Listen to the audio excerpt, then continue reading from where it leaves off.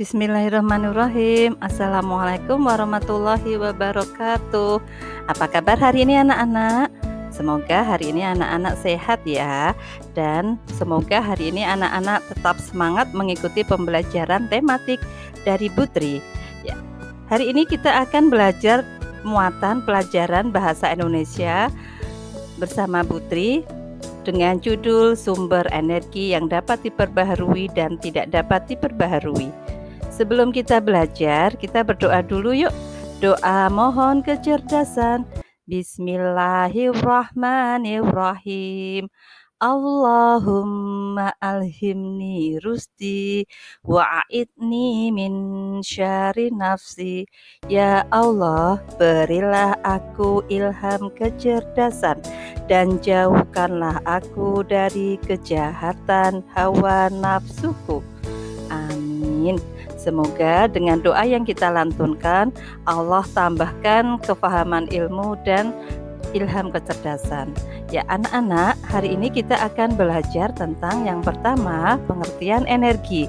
Yang kedua, kita akan belajar macam-macam energi yang dapat diperbaharui dan tidak dapat diperbaharui. Yang ketiga, kita akan belajar contoh-contoh energi yang dapat diperbaharui dan tidak dapat diperbaharui. Yuk kita mulai. Sebelum kita belajar lebih lanjut, apa sih sumber energi itu?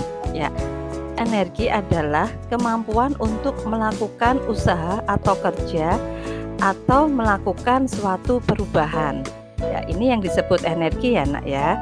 Terus sumber energi ada dua, yaitu sumber energi yang dapat diperbaharui dan tidak dapat diperbaharui.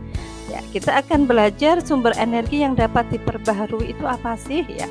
Sumber energi yang dapat diperbaharui adalah sumber energi yang tidak akan ada habisnya. Selanjutnya contoh-contoh sumber energi yang dapat diperbaharui. Yang pertama matahari. Matahari merupakan sumber energi terbesar di bumi. Energi matahari disebut juga energi surya.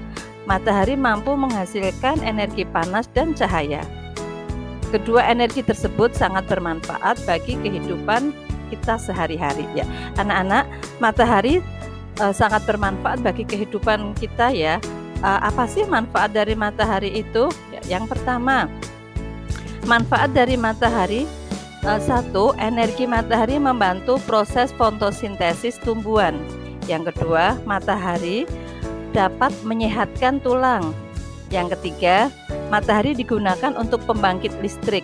Keempat, matahari membantu mengeringkan benda. Ya, ini adalah manfaat dari matahari ya nak ya. Ternyata manfaatnya banyak sekali ya, untuk kesehatan, terus untuk fotosintesis tumbuhan juga. Lanjut. Contoh yang kedua, energi yang dapat diperbaharui yaitu air. Energi yang bersumber dari tenaga air yang sudah lama dimanfaatkan oleh manusia karena ramah lingkungan dan juga berlimpah. Air bisa digunakan sebagai pembangkit listrik tenaga air atau PLTA. Begitu ya nak ya. Lanjutnya, yang ketiga, contoh sumber energi yang dapat diperbaharui. Tiga adalah angin.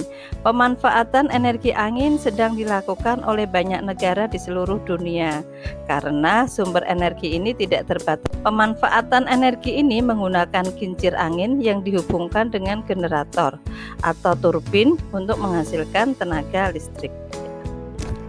Lanjut, sumber energi yang dapat diperbaharui. Contoh yang keempat, makanan.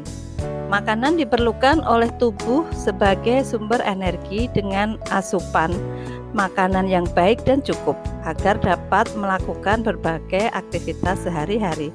Zat makanan yang berperan sebagai sumber energi adalah karbohidrat, protein, vitamin, mineral, dan susu ya. Jadi ini sumber energi yang berasal dari makanan ya nak, bisa kita dapati di karbohidrat, di protein, vitamin, mineral, dan susu.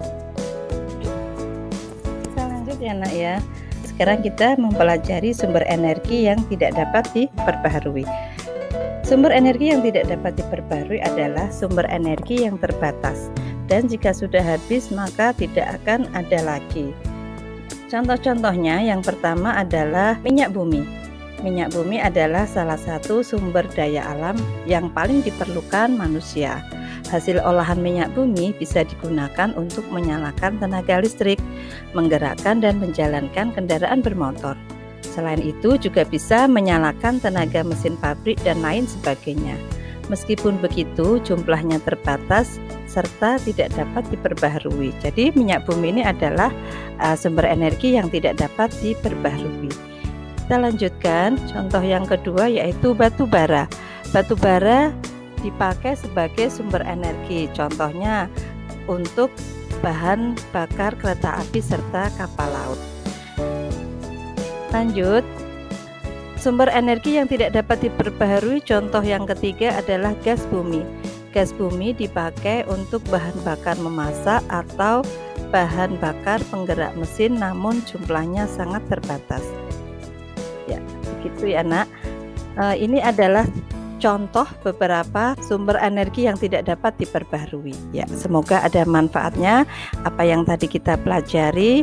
Terima kasih atas perhatiannya. Wassalamualaikum warahmatullahi wabarakatuh.